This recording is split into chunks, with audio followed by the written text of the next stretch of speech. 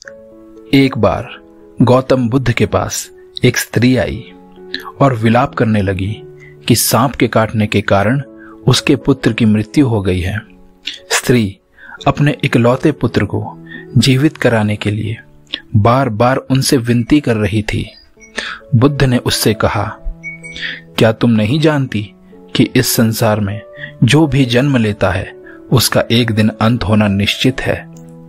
उस स्त्री ने कहा, हाँ, अच्छी तरह से जानती हूं, मगर आप पहुंचे हुए महात्मा हैं और आप में इतना सामर्थ्य है कि आप मेरे पुत्र को जीवित कर सकते हैं। इसलिए मैं आपसे याचना कर रही हूं। मेरा बेटा मेरी इकलौती संतान थी। मैं आपसे उसके जीवन की आस लेकर आपके पास आई हूं, मगर आप तो मुझे उपदेश दे रहे हैं। यदि आप उसे जीवित नहीं कर सकते तो साफ साफ बता दें। बुद्ध ने जान लिया कि पुत्र वियोग में इस स्त्री को समझाना कठिन है। उन्होंने कहा, ठीक है, मैं तुम्हारे पुत्र को जीवित करूंगा, मगर तुम इसके लिए किसी एक घर से राई लेकर आओ। लेकिन इस बात का ध्यान रहे कि जिस घर से तुम राई लेकर आओगी उस घर में कभी किसी की मृत्यु नहीं हुई हो। स्त्री के मन में आशा का संचार हुआ। उसने सोचा कि राई तो आसानी से प्राप्त हो जाएगी, लेकिन वह जिस घर में जाती वहां यही जवाब मिलता कि उसके घर में किसी ना किसी की मृत्यु अवश्य हुई है। वह बेचारी थक गई, लेकिन किसी भी घर से राई नहीं मिली। उसे यह बात समझ आ रही थी कि मृत्यु एक अटल सत्य है और हर किसी को कभी न कभी इसका सामना करना पड़ेगा। थक हार कर वह बुद्ध के पास लौटी और उसने बताया कि उसे ऐसा कोई घर नहीं मिला जहां किसी की मृत्यु ना हुई हो। फिर बुद्ध ने उसे समझाया कि देवी, एक ना एक दिन सबको इस दुनिया से जाना है। यह एक अटल सत्य है जिसे मैं तो क्या, देवता भी नहीं बदल सकते। स्त्री बुद्ध की बात समझ गई और साहस के साथ उसने यह स्वीकार किया कि अब उसका पुत्र वापस नहीं आएगा। तो ये कहानी थी भगवान बुद्ध की। धन्यवाद।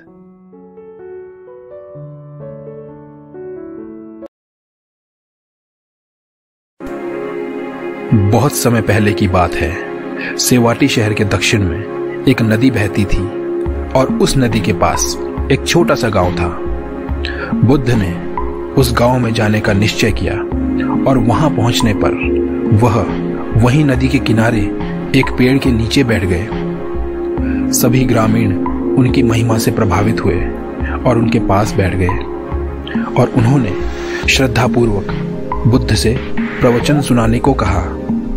बुद्ध ने अपना प्रवचन शुरू किया। सभी लोग मंत्रमुग्ध होकर उनके प्रवचन को सुनने लगे। उसी गांव में एक सरिपुत्र नाम का युवक भी था। जब उसे पता चला कि उस गांव में बुद्ध आए हुए हैं, वह दौड़ा दौड़ा वहां के लिए निकला जहां बुद्ध बैठे हुए थे।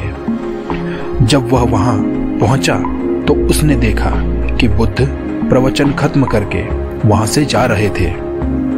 सरिपुत्र नदी की दूसरी तरफ था और नदी का बहाव काफी तेज था, लेकिन उसका इरादा मजबूत था और उसमें बुद्ध से मिलने की तीव्र इच्छा थी।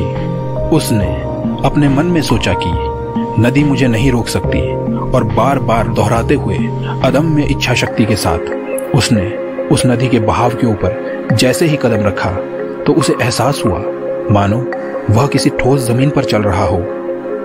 इसी तरह चलते चलते वह नदी के बीचों बीच आ गया, पर वहां जैसे ही उसका आत्मविश्वास डगमगाया वह डूबने लगा। पर उसने अपनी इच्छा शक्ति को फिर से बटोरा और उसने उस नदी को पार कर दिया। वहां खड़े सब लोग बहुत हैरान थे। उन्होंने सरिपुत्र से पूछा कि उसने ये कैसे किया। उसने खुद ही हैरान अवस्था में गांव वालों को बताया कि मुझे नहीं पता, मैं तो बस तथागत से मिलना चाहता था और उनके प्रवचन सुनना चाहता था और मुझे पूरा विश्वास था कि मैं ये नदी पार कर जाऊंगा। अपने पूर्ण आत्मविश्वास से ही मैं इस नदी को पार कर पाया। बुद्ध सरिपुत्र के पास आए और कहा, सरिपुत्र, तुमने बहुत अच्छे से इसका वर्णन किया है। फिर बुद्ध गांव वालों की ओर मुड़े और उन्होंने गांव वालों से कहा, जिस तरह सरिपुत्र ने अदम्य इच्छा शक्ति से इस नदी को पार किया, उसी तरह मानव भी अपनी इच्छा शक्ति से अपने विकारों का नाश कर सकता है।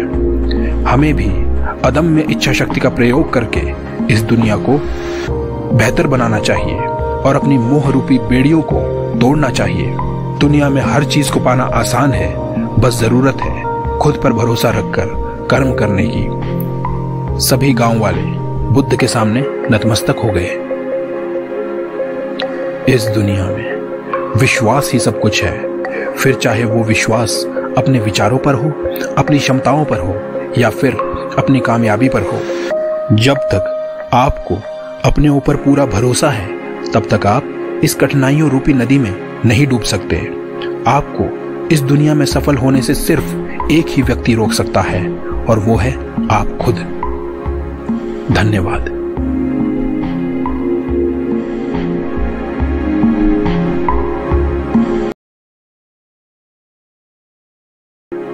एक बार बुद्ध एक गांव में जा रहे थे। एक आदमी उनके पास आया और उनसे पूछा, हर दिन आप कहते हैं कि हर कोई बुद्ध हो सकता है, निर्वाण पा सकता है, तो हर कोई बुद्ध क्यों नहीं हो जाता? हर कोई निर्वाण को क्यों नहीं पा लेता? बुद्ध ने उत्तर दिया, मेरे दोस्त, शाम को एक काम करो, गांव के सभी लोगों की सूची बनाओ और उनके नाम के आगे उनकी इच्छाओं को लिखो। उस आदमी ने वैसा ही किया। वह गांव में गया और उसने सभी से उनकी इच्छाओं के बारे में पूछा। उसने सभी लोगों की एक सूची बना ली। वह शाम को बुद्ध के पास लौटा और बुद्ध को वह सूची दिखाई। अब बुद्ध ने उससे पूछा, तो बताओ कि इनमें से कितने लोग हैं जो आत्मज्ञान की तलाश में हैं? उसने सूची देखी तो वह आदमी हैरान रह गया, क्योंकि एक भी व्यक्ति ने यह नहीं लिखा था कि वह बुद्ध होना चाहता है या निर्वाण पाना चाहता है। फिर बुद्ध ने कहा, मैं कहता हूं कि प्रत्येक व्यक्ति आत्मज्ञान के लिए सक्षम है, लेकिन मुझे नहीं लगता कि प्रत्येक व्यक्ति निर्वाण पाना चाहता है। वह आदमी समझ गया कि हर आदमी आत्मज्ञान के लिए सक्षम है, लेकिन जब तक कि मनुष्य प्रयास नहीं करेगा, तब तक वह आत्मज्ञान को नहीं पा सकता। वह समझ गया कि अगर लोग दिल से सत्य की खोज करते हैं, तो पृथ्वी पर कोई शक्ति नहीं है जो उन्हें रोक सके। तो ये कहानी है भगवान बुद्ध की। धन्यवाद।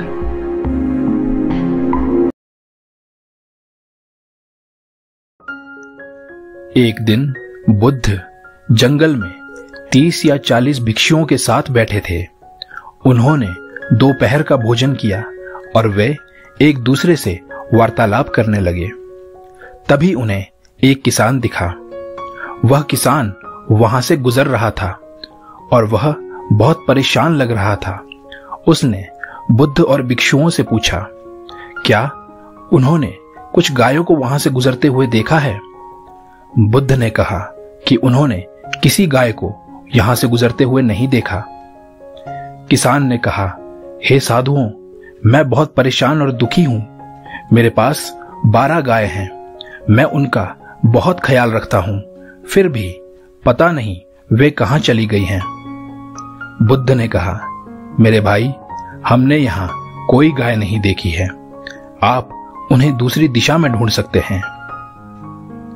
किसान ने उन्हें धन्यवाद दिया और चला गया। फिर बुद्ध अपने भिक्षुओं की ओर मुड़े और कहा, मेरे प्यारे दोस्तों, आप लोग दुनिया के सबसे खुश लोगों में से एक हैं। आपके पास खोने के लिए कोई गाय नहीं है। गाय से मेरा तात्पर्य है वह संसाधन जो हम संचय करने में लगे रहते हैं।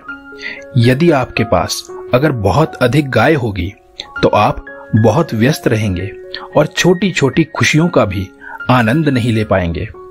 हमें सिर्फ अपने जरूरत के हिसाब से ही संसाधन रखने चाहिए। इस दुनिया में हम हमेशा अधिक से अधिक संसाधनों का संचय करने में लगे रहते हैं और हमें लगता है कि ये संसाधन हमारे अस्तित्व के लिए आवश्यक है। वास्तव में ये वो बाधाएं हैं जो हमें खुश रहने से रोकती हैं। इसलिए अपनी गायों को छोड़ें और एक स्वतंत्र व्यक्ति बनें ताकि आप वास्तव में खुश रह सकें। तो ये कहानी है भगवान बुद्ध की। धन्यवाद।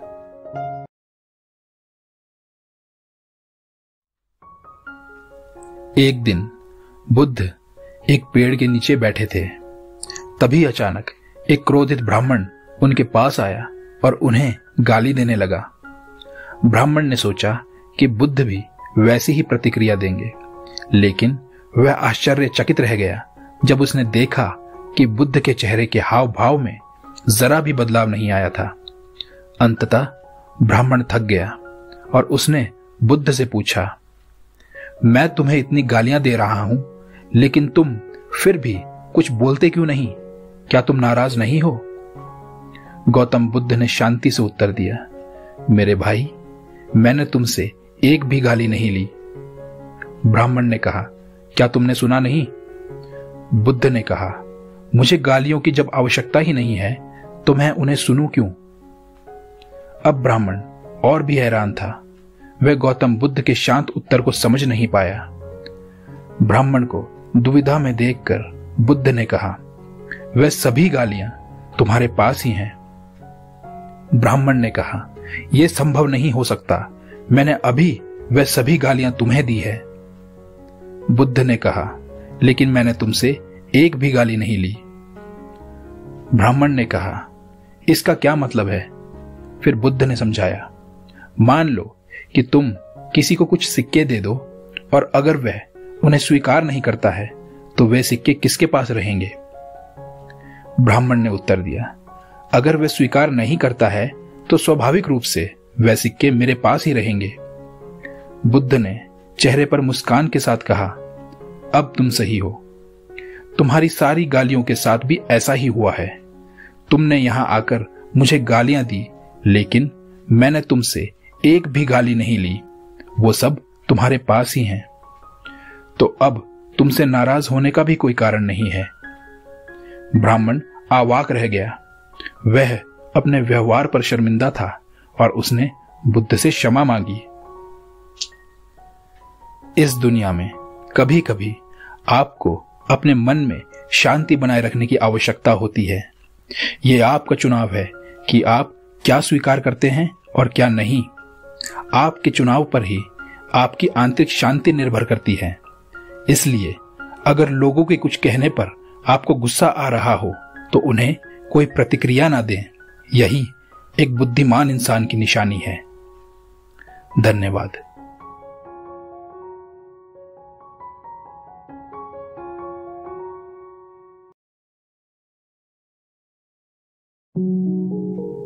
प्राचीन काल की बात है। मगध देश की जनता में आतंक छाया हुआ था। अंधेरा होते ही लोग घरों से बाहर निकलने की हिम्मत नहीं जुटा पाते थे। कारण था अंगुलीमाल। अंगुलीमाल एक खूंखार डाकू था जो मगध देश के जंगल में रहता था। जो भी राहगीर उस जंगल से गुजरता वह उसे रास्ते में ही लूट लेता था और वह लोगों को मारकर उनकी उंगलियां काटकर माला के रूप में अपने गले में पहन लेता था। इसी कारण लोग उसे अंगुलीमाल कहते थे। एक दिन बुद्ध उस जंगल से गुजर रहे थे। वह अत्यंत शांत भाव से जंगल में चले जा रहे थे। तभी पीछे से कर्कश आवाज कानों में पड़ी, ठहर जा, कहां जा रहा है? बुद्ध ऐसे चलते रहे मानो कुछ सुना ही नहीं। पीछे से और जोर से आवाज आई, मैं कहता हूं ठहर जा। बुद्ध रुक गए और पीछे पलटकर देखा तो सामने एक खूंखार व्यक्ति खड़ा था। बुद्ध ने शांत एवं मधुर स्वर में कहा, मैं तो ठहर गया, भला तू कब ठहरेगा? अंगुलीमाल ने बुद्ध के चेहरे की ओर देखा। उनके चेहरे पर बिल्कुल भय नहीं था, जबकि जिन लोगों को वह रोकता था वह भय से थर थर कांपते थे। अंगुलीमाल बोला, सन्यासी, क्या तुम्हें डर नहीं लग रहा है? देखो, मैंने कितने लोगों को मारकर उनकी उंगलियों की माला पहन रखी है। बुद्ध बोले, तुझसे क्या डरना? डरना है तो उससे डरो जो सचमुच ताकतवर है। अंगुलीमाल जोर से हंसा और कहा, हे साधु, तुम समझते हो कि मैं ताकतवर नहीं हूं? मैं तो एक बार में 10-10 लोगों को मार सकता हूं। बुद्ध बोले, यदि तुम सचमुच ताकतवर हो तो जाओ उस पेड़ के 10 पत्ते तोड़कर लाओ। अंगुलीमाल ने तुरंत 10 पत्ते तोड़े और बुद्ध को देते हुए बोला, कहो तो पूरा पेड़ ही उखाड़ लाऊं? महात्मा बुद्ध ने कहा, नहीं, पेड़ उखाड़ने की जरूरत नहीं है। यदि तुम वास्तव में ताकतवर हो तो जाओ इन पत्तियों को पेड़ पर वापस जोड़ कर आओ।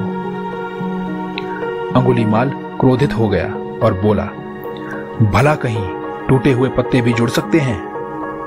महात्मा बुद्ध ने कहा, तुम जिस चीज को जोड़ नहीं सकते उसे तोड़ने का अधिकार तुम्हें किसने दिया? चीजों को नुकसान तो छोटा नादान बच्चा भी पहुंचा सकता है। ताकतवर तो वो है जो बनाता है और रक्षा करता है। अंगुलीमाल अवाक रह गया। वह महात्मा बुद्ध की बातों को सुनता रहा। एक अनजानी सी शक्ति ने उसके हृदय को बदल दिया। उसे लगा कि सचमुच उससे भी कोई ताकतवर है। वह महात्मा बुद्ध के चरणों में गिर पड़ा और बोला, हे महात्मन, मुझे क्षमा कर दीजिए, मैं भटक गया था। आप मुझे अपनी शरण में ले लीजिए। भगवान बुद्ध ने उसे अपनी शरण में ले लिया और अपना शिष्य बना लिया। तो ये कहानी थी भगवान बुद्ध की। धन्यवाद।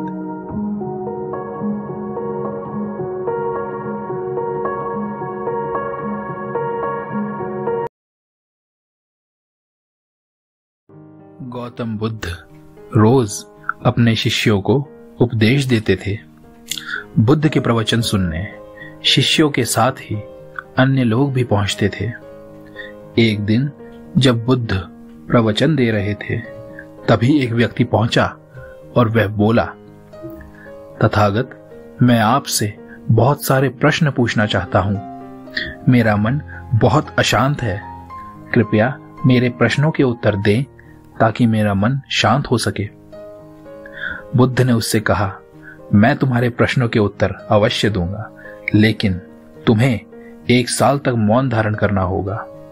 1 साल के बाद तुम जो भी पूछोगे उसका उत्तर तुम्हें जरूर मिल जाएगा। उस व्यक्ति ने पूछा, 1 साल बाद तो आप मेरे प्रश्नों के उत्तर अवश्य देंगे ना? बुद्ध ने कहा, मैं अपनी बात का पक्का हूं, तुम्हें सारे प्रश्नों के जवाब दूंगा, लेकिन 1 साल बाद। बुद्ध की बात मानकर उस व्यक्ति ने मौन व्रत धारण कर लिया। धीरे धीरे उस मौन की वजह से उसका मन एकाग्र होने लगा। वह ध्यान में उतरने लगा। मन भी शांत होने लगा। उसके सभी प्रश्न खत्म होने लगे। 1 साल बीत गया। समय पूरा होने के बाद बुद्ध ने उस व्यक्ति से कहा, अब तुम अपने सभी प्रश्न मुझसे पूछ सकते हो। ये बात सुनकर वह व्यक्ति हंसा और उसने कहा, 1 साल पहले मेरे मन में कई प्रश्न थे, लेकिन अब सारे प्रश्न शांत हो चुके हैं। अब मेरे पास आपसे पूछने के लिए कोई प्रश्न ही नहीं है। बुद्ध ने उस व्यक्ति से कहा, जब तक हमारा मन शांत नहीं है, मन में ढेरों प्रश्न उठते रहते हैं और परेशानियां बनी रहती है। अज्ञान और भ्रम की वजह से हमारा मन प्रश्नों के उत्तर तक पहुंच ही नहीं पाता है। कुछ समय अगर हम मौन धारण करके हालातों को समझते हैं तो सारे प्रश्नों के उत्तर स्वतः ही मिलने लगते हैं। जब मन शांत होता है तो सभी प्रश्न खत्म हो जाते हैं। सारी चीजें हम आसानी से समझने लगते हैं और जीवन में सुख शांति मिलने लगती है। तो ये कहानी है भगवान बुद्ध की। धन्यवाद।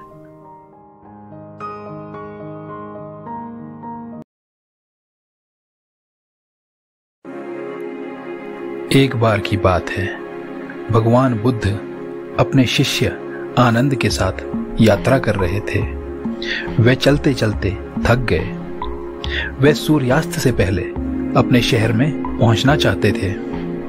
वे जितना जल्दी हो सके चल रहे थे, लेकिन बुद्ध अब बूढ़े हो चुके थे और आनंद खुद भी बुद्ध से बड़े थे। वे चिंतित थे कि अब शायद उन्हें रात में यहाँ जंगल में ही रहना पड़ेगा, क्योंकि वे शहर नहीं पहुंच पाएंगे। तभी उन्हें एक आदमी दिखा जो अपने खेत में काम कर रहा था। वे उस आदमी से पूछते हैं कि शहर कितना दूर है, और वह कहता है, ज्यादा दूर नहीं है, आप लोग चिंतित ना हो, यह सिर्फ 2 मील की दूरी पर है, आप पहुंच जाएंगे। बुद्ध मुस्कुराए, वह व्यक्ति मुस्कुराया। आनंद समझ नहीं पा रहे थे कि चल क्या रहा है, पर उन्होंने कुछ नहीं कहा। 2 मील बीत चुके थे, पर उन्हें कोई शहर नहीं दिखा और वे और अधिक थक चुके थे। कुछ दूरी पर उन्हें एक औरत लकड़ी इकट्ठा करते हुए दिखी और आनंद ने उससे पूछा कि शहर कितना दूर है। उसने कहा, बस 2 मील से अधिक नहीं है, आप बस पहुंच ही चुके हैं, चिंतित मत होइए। बुद्ध हंसते हैं, बुढ़िया भी हंस पड़ी। आनंद दोनों को हैरानी से देखते हैं, पर वह फिर भी चुप रहते हैं। 2 मील के बाद भी कोई कस्बा नहीं आया। आनंद ने अपना बैग छोड़ दिया और कहा, मैं और नहीं चल सकता, मैं बहुत थक चुका हूं और ऐसा लगता है कि हम कभी भी इस 2 मील को पार नहीं कर पाएंगे। आनंद ने कुछ देर सोचकर कहा, हे बुद्ध, क्या मैं आपसे कुछ पूछ सकता हूं? जब बुद्ध ने आज्ञा दी तो आनंद ने पूछा। जब वहां उस व्यक्ति ने कहा सिर्फ 2 मील, तो आप हंसे, और फिर से जब उस महिला ने 2 मील बताया तो आप उस औरत के साथ भी हंसे।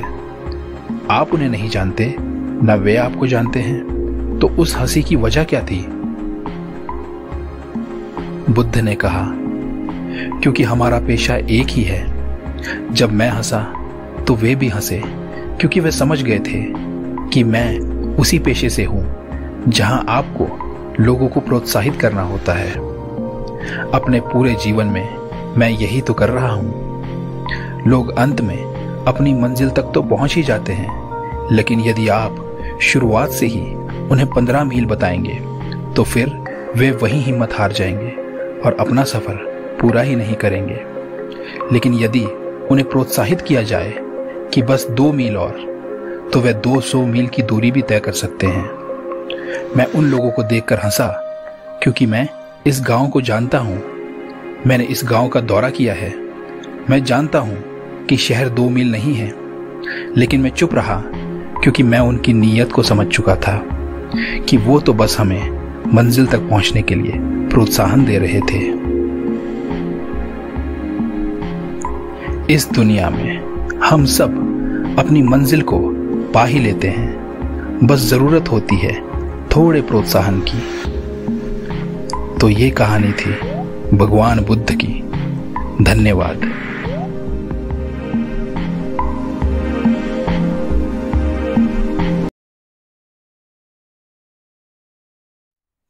एक बार भगवान बुद्ध एक गांव में उपदेश दे रहे थे।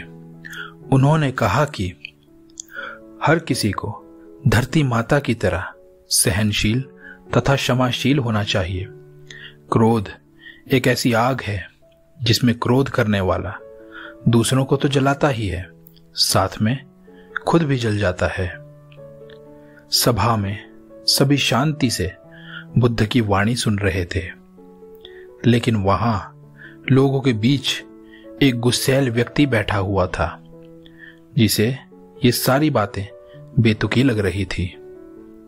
कुछ देर तक तो वह ये सब सुनता रहा, फिर अचानक ही आग बबूला होकर बोलने लगा, तुम पाखंडी हो, बड़ी बड़ी बातें करना यही तुम्हारा काम है।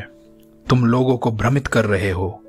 तुम्हारी ये बातें आज के समय में कोई मायने नहीं रखती। उसने बुद्ध को काफी कुछ कहा, फिर भी बुद्ध शांत रहे। उसकी बातों से ना तो वे दुखी हुए, ना ही कोई उन्होंने प्रतिक्रिया दी। यह देखकर वह व्यक्ति और भी क्रोधित हो गया और वह बुद्ध के मुंह पर थूक कर वहां से चला गया। अगले दिन जब उस व्यक्ति का क्रोध शांत हुआ तो वह अपने उस बुरे व्यवहार के कारण पछताने लगा और वह बुद्ध को ढूंढते हुए उसी स्थान पर पहुंचा, पर बुद्ध वहां नहीं थे। वह तो अपने शिष्यों के साथ पास वाले एक अन्य गांव चले गए थे। व्यक्ति ने बुद्ध के बारे में लोगों से पूछा और ढूंढते ढूंढते जहां बुद्ध प्रवचन दे रहे थे वहां पहुंच गया। उन्हें देखते ही उनके चरणों में गिर पड़ा और बोला, मुझे क्षमा कर दीजिए प्रभु। बुद्ध ने पूछा, कौन हो भाई, तुम्हें क्या हुआ है, क्यों क्षमा मांग रहे हो? उसने कहा, क्या आप भूल गए, मैं वही हूं जिसने कल आपके साथ बहुत बुरा व्यवहार किया था। मैं शर्मिंदा हूं, मैं मेरे उस बुरे आचरण के लिए क्षमा मांगने आया हूं। भगवान बुद्ध ने प्रेम पूर्वक कहा, बीता हुआ कल तो मैं वहीं छोड़कर आ गया और तुम अभी भी वहीं अटके हुए हो। तुम्हें अपनी गलती का आभास हो गया, तुमने पश्चाताप कर लिया, अब तुम निर्मल हो चुके हो। अब तुम आज में प्रवेश करो। बुरी बातें तथा बुरी घटनाएं याद करते रहने से वर्तमान और भविष्य दोनों बिगड़ जाते हैं। बीते हुए कल के कारण आज को मत बिगाड़ो। उस व्यक्ति का सारा बोझ उतर गया। वह भगवान बुद्ध के चरणों में गया तथा क्षमाशीलता और क्रोध न करने का संकल्प लिया। बुद्ध ने उसे आशीर्वाद दिया। उस दिन से उसमें परिवर्तन आ गया। इस दुनिया में बहुत बार हम अतीत में की गई किसी गलती के बारे में सोचकर बार बार दुखी होते हैं और खुद को कोसते हैं। हमें ऐसा कभी नहीं करना चाहिए। गलती का बोध हो जाने पर हमें उसे कभी ना दोहराने का संकल्प करना चाहिए और एक नई ऊर्जा के साथ वर्तमान को सुदृढ़ बनाना चाहिए। तो ये कहानी थी महात्मा बुद्ध की। धन्यवाद।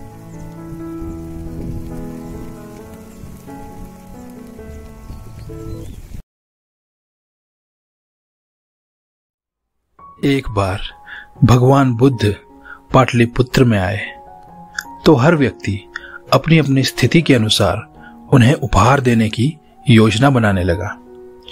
राजा बिंबिसार ने भी कीमती हीरे, मोती और रत्न उन्हें पेश किए। इसके बाद मंत्रियों, सेठों, साहूकारों ने अपने अपने उपहार उन्हें अर्पित किए। बुद्ध ने उनका उपहार एक हाथ से स्वीकार किया। इतने में एक बुढ़िया लाठी टेकते वहां आई। बुद्ध को प्रणाम कर वह बोली, भगवान, जिस समय आपके आने का समाचार मुझे मिला उस समय मैं ये अनार खा रही थी।